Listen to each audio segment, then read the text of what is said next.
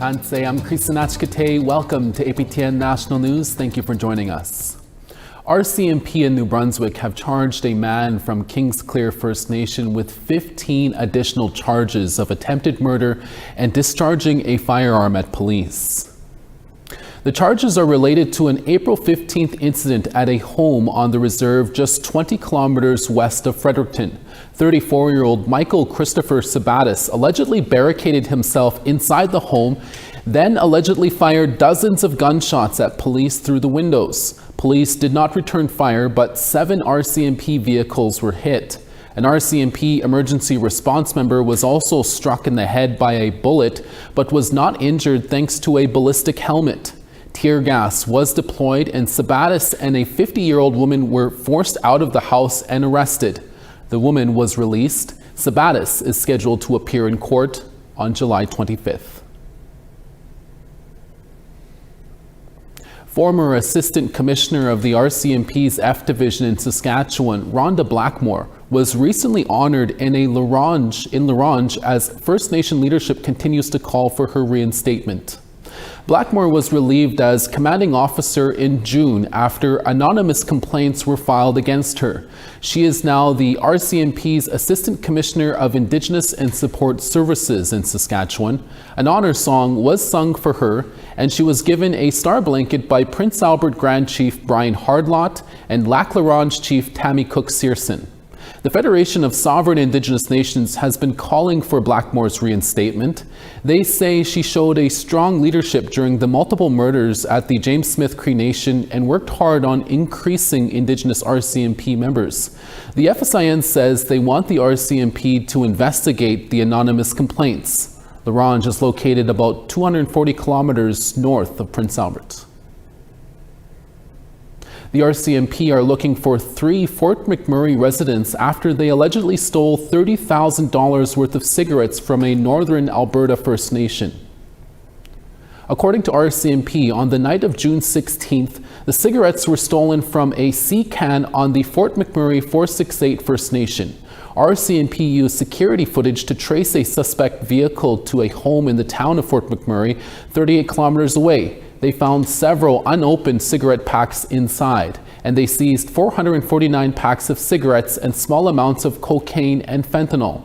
Arrest warrants have been issued for a 40-year-old man, a 28-year-old man, and a 28-year-old woman. They are being charged with break and enter and failing to comply with the probation orders.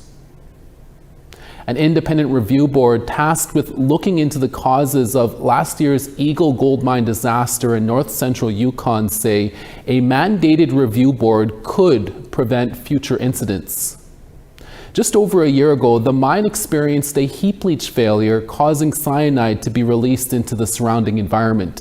In a report released last week, the review board found multiple factors triggered the incident, including too much water accumulation within the heap. Engineer Mark Smith sat on the board and co-authored the report. He said at a technical briefing on Tuesday that tailings dams under mandated review boards have never failed, and suggests the territory form its own board for significant projects like the Eagle mine. You can manage that through the factors that we've said, we've recommended.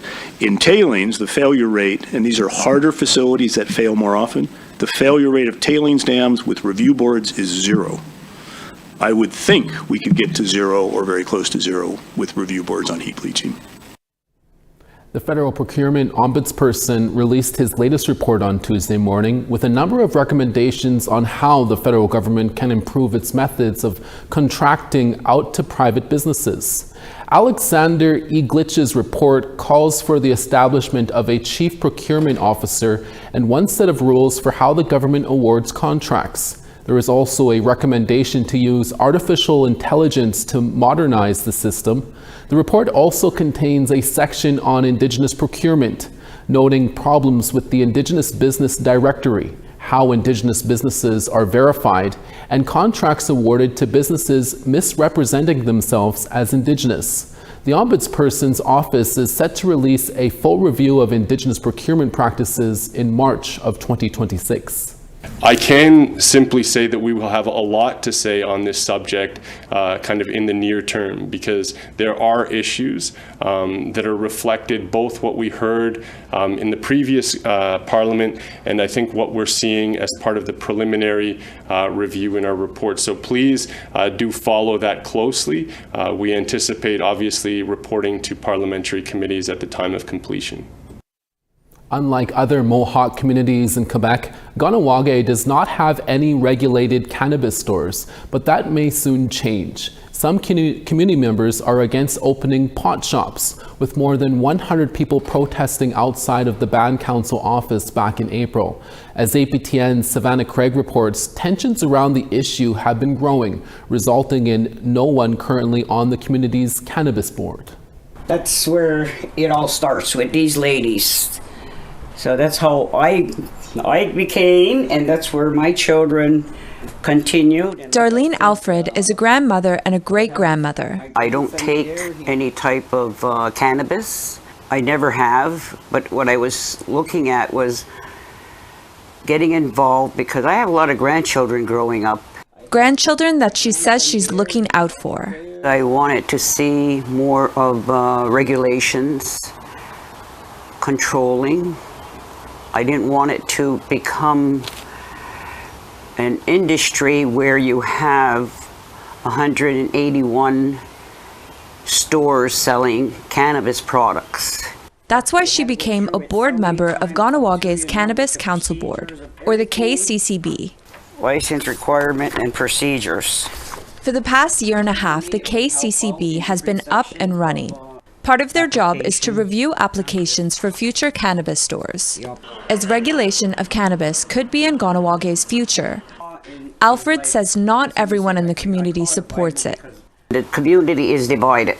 The regulation of retail stores in Ganowag has been on the table since the federal government legalized cannabis 8 years ago. We're telling you that you have to shut this thing down. Joe Diom is a representative of one of the longhouses in Ganowag. He says some community members are against opening up cannabis stores. We don't want cannabis! More than 100 people marched to the council's office to protest the issue in late April. Our concern is the welfare of our children and our people because of the possible influx of unsavory characters. Alfred resigned from the three-person KCCB on June 24th. This is my letter. Citing political interference by the Mohawk Council of Ganowag. One member resigned before her, and another announced she wouldn't seek re-election when her term ended on June 24th.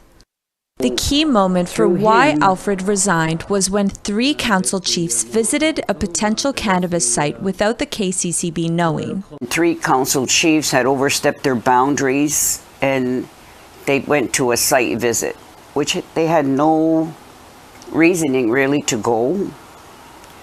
One was their portfolio, yes, but that was overstepping the boundaries of the board because of the simple fact that we don't know what transpired in there. She says the 3 chiefs are Jeffrey Daibo, Jeremiah Johnson, and Yahahio DeLille. At the beginning, it was a secret thing. So what happened was it took us, I would say, at least 4 weeks to find out who the 3 were. APTN News requested an interview with the Mohawk Council of Ganowag, but it did not respond before our deadline. APTN News spoke with Grand Chief Cody Diabo prior to Alfred's resignation, just days after enacting a 45-day moratorium on the retail sale of cannabis in Ganowag on June 11th. We're going to try to engage with as much people as possible during that time. The Grand Chief had vocalized his understanding to the community's protest to APTN News in April. It's an emotional situation, rightfully so. People are worried about their children, about their daily lives. We see what's happening in other places in terms of cannabis, unregulated cannabis industries. Despite division in the community, the council is moving forward with assembling a new board. The MCK put out a call on July 2nd, seeking 3 new individuals to serve on the KCCB.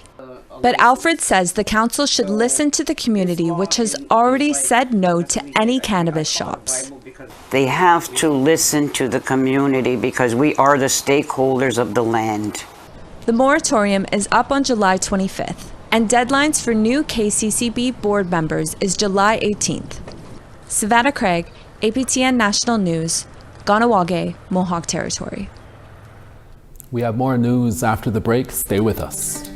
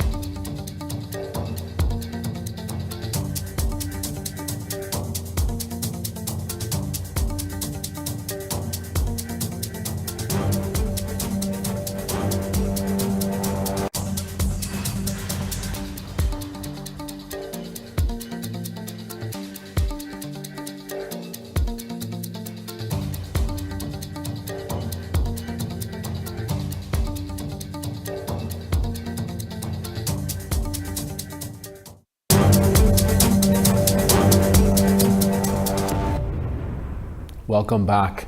Time now to take you to British Columbia, where APTN's Tina House recently met a little girl who is finding creative ways to support her family while she battles a life-threatening disease. Marley Young is just 5 years old and had just started in kindergarten when she started to not feel well.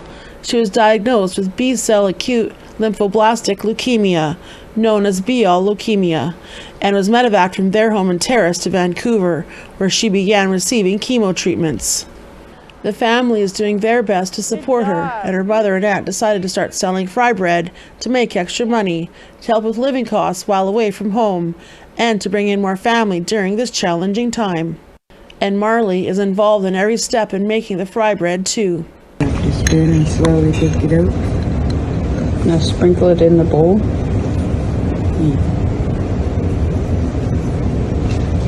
Now the next bowl.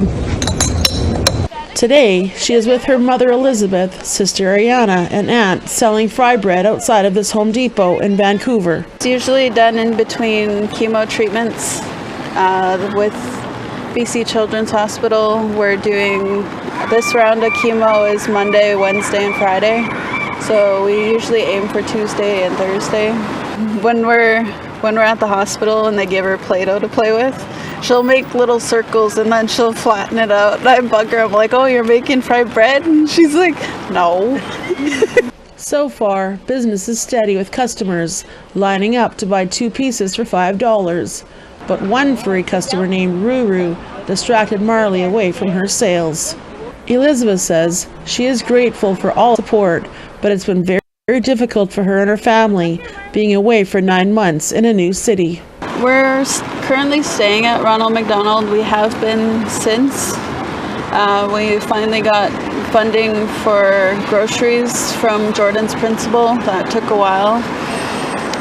My sister back home, she made a GoFundMe that our hometown's been quite supportive of. We have a few continuous donors, but this was just to get our minds off of chemo and get us out the door so we're not cooped up.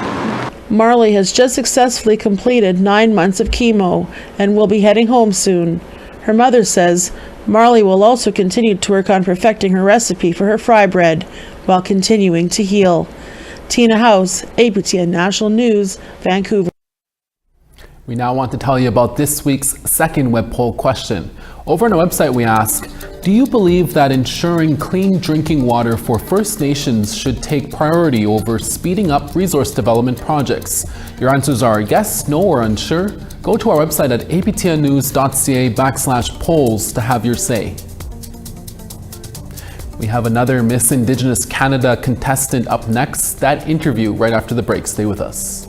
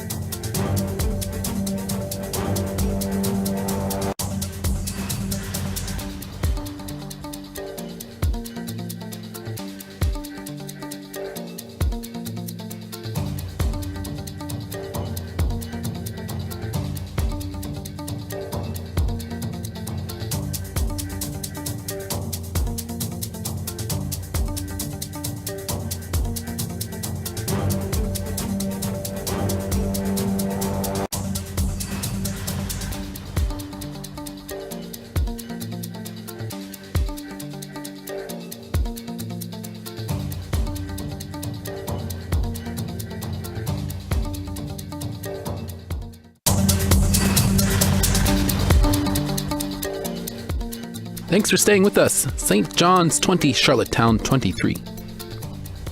21 in Cartwright, Happy Valley, Goose Bay 23. 24 in Quebec City, Montreal 24. 21 in Sarnia, Toronto 25. Wawa 17, Sudbury's 21 in Sun there. Churchill Smoky there at 23. Thompson Smoky as well as 23. Winnipeg 23. Gimli 22. 23 in Regina. Yorkton 24. 21 in Buffalo Narrows. Stony Rapids 19. 24 in High Level. Grand Prairie 25. 31 in Medicine Hat and sunny there. Red Deer 25. Vancouver 25. Quesnel 26. 15 in Prince Rupert and rain there. Smithers 24. Old Crow 16. Beaver Creek 18 in rain. 24 in Fort Simpson. Yellowknife 22. 18 in Colville Lake. Fort McPherson 18. 16 in Chesterfield. In Whale Cove 17. And in Iqaluit 7. Iqaluit 12. Our next guest is from the Saugeen First Nation in Manitoba and calls Winnipeg and Treaty 1 territory home and wants to be this year's new Miss Indigenous Canada for 2025. 27-year-old Tamara Fontaine is a proud Anishinaabe woman who is raising her son Noah as a single mother, and she has overcome many challenges like poverty and teen motherhood. Tamara is also currently pursuing her social work degree at the University of Manitoba and wants to be a strong voice for Indigenous advocacy and justice. We recently spoke to Tamara in our downtown Winnipeg studio. Here's that interview. Tamara Fontaine, thank you so much for being here. Can you tell us why you wanted to run for this year's Miss Indigenous Canada? I wanted to run for Miss Indigenous Canada because this is going to be actually my first pageantry, so it's always been like a goal and an inspiration, an aspiration actually for me to be a part of a pageantry, and this opportunity kind of just like appeared, and I wanted to apply. And at first I was kind of like hesitant until everybody else was telling me, my friends, my family, hey, you should do this, and I was like, I don't know, but you know what, they boosted my confidence, and I also wanted to, not only that, like I have a story to tell and I really want to share that with other young youth. And not only that, I'm also a young mom, teenage. I had my son at a young age, and I also wanted to be an inspiration to those young mothers. Mm-hmm. Someone to look up to, because I have also had someone to look up to, which was like Ashley Cullingbull. Like she was my aspiration of joining a pageantry, so I really wanted to do it. Yeah, well, that's great. And you're, like you said you're raising your son Noah and mm-hmm. currently going to university studying social work here in Winnipeg. How has that journey been for you so far? Wow, that journey, it's been a really long journey, to be honest with you. Like I've been in school for 8 years at the university. First was I started Faculty of Arts for 2 years, I think 3 years, yes, at the Aboriginal Access Program, and they taught me a lot. Like they taught me like about my culture and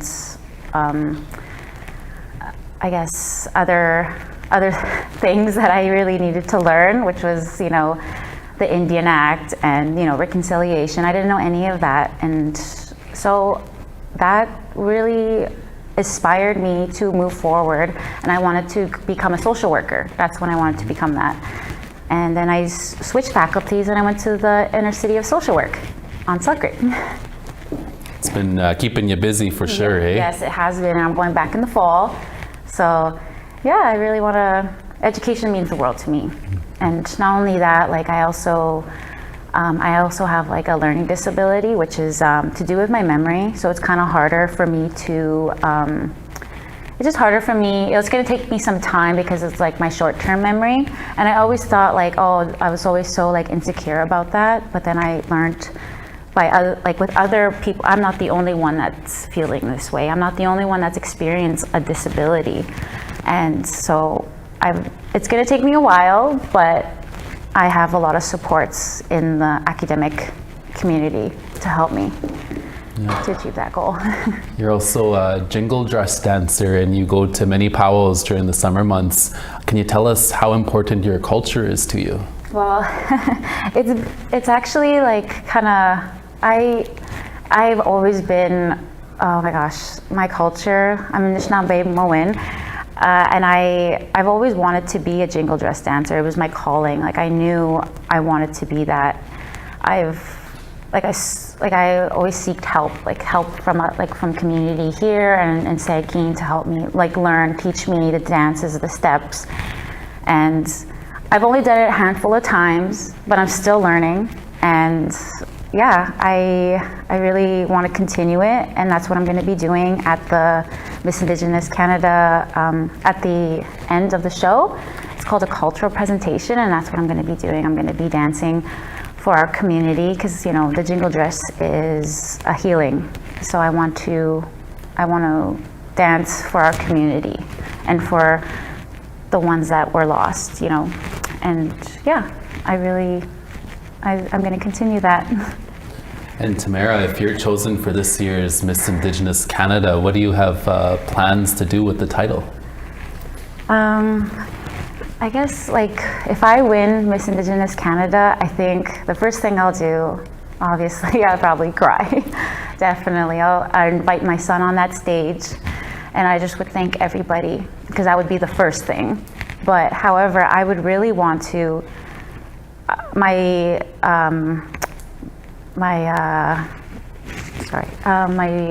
I wanted to do was I wanted to go travel to communities and share my story and I wanted to create sharing circles with youth and get everyone to be involved and to be there and to talk, you know, to let them be heard of their stories. I just want to be an inspiration and for our young moms out there, you know, they're our water carriers. And I really want to do that. And finally, Tamara, what's your message to the Indigenous youth out there who have big dreams but don't know where to start? I was there too. I didn't even know where to start either. I think I just looked up to somebody, which was my mom. I looked up to her because she was a hard worker. She is a hard worker. And I wanted to be a hard worker as well. And I also looked up to other leaders, you know, like Mary Sinclair and, you know, and Ashley Cullingbo. Those are my two that I actually really looked up to. There's other Indigenous leaders that I look up to as well. But I think just doing, it might be very nerve-wracking because I'm also very nervous. But you know what? It's just taking that first step, and you will surprise yourself if you do it. And I think that's the first thing I did. I kept putting myself out there, even though I was so scared. I still managed to do it. I still did it with my son on my hip. And I just think, just go do it. If you love it, I think you'll make it. You'll definitely make it to your goal that you choose. Important words of advice, Tamara Fontaine. Thank you so much for being here today. Yeah. Thank you so much. And is it okay if I also just want to thank my sponsors and my community? I just want to thank all my sponsors and my community and my friends and family for being here with me and supporting me on this journey, because I would not have been able to do it without all of you. Miigwech. And that's your daytime newscast for this Wednesday, June 9th. We're back again in a few hours for your evening newscast, including a story on the Native Women Association of Canada's HQ building in Quebec that is now up for sale. That story and more, please join us then. From all of us at APTN National News, hi miigwech masicho. Thank you for watching. We'll see you again next day.